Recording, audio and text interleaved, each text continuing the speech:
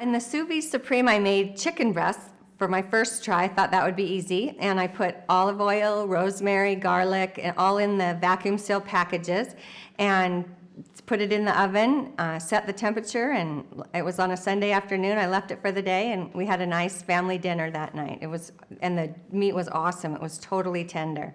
When you would traditionally bake or grill a chicken breast, which tend to be dry because there's not so much fat on the meat, but when you did it in the sous vide, which it held all the moisture and juices in the bag, so it was great.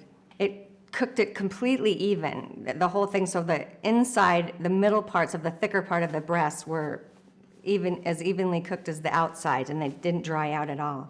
Well, when I brought the sous vide home, it looked beautiful on my countertop, and so it matched all my stainless steel appliances, and it wasn't like having an old-fashioned, like, crazy little crock pot or something that detracted from the, elegant kitchen that we worked so hard to get. So having it with the stainless steel box, and it's simple and elegant, it just fit right into our kitchen.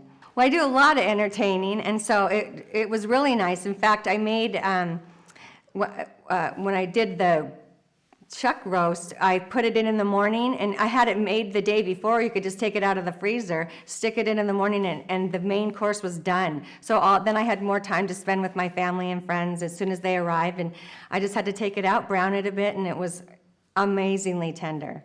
Well, both my daughters said that they hadn't had a moister chicken breast, so it was great. And then my husband said the pork chop dish that I made with the bourbon gravy, he said he hadn't had a better meal at a restaurant ever, so it was really nice. And the chuck roast you wouldn't even have known it was chuck roast. And then the pork chops, they were thick, couple-inch thick pork chops, which if I had done that in a traditional oven, they would have just dried out. So they were just moist and evenly done all the way through. They were melt in your mouth. It was amazing. If you go to Costco or, and bring the meat home and package it up, then it's just ready to go. All you have to do is drop it in the water. So I could put it in even in the morning, and when I came home, 5, 6 o'clock for dinner, it'd be ready to go. And it won't overcook the meat because it's at such an even temperature.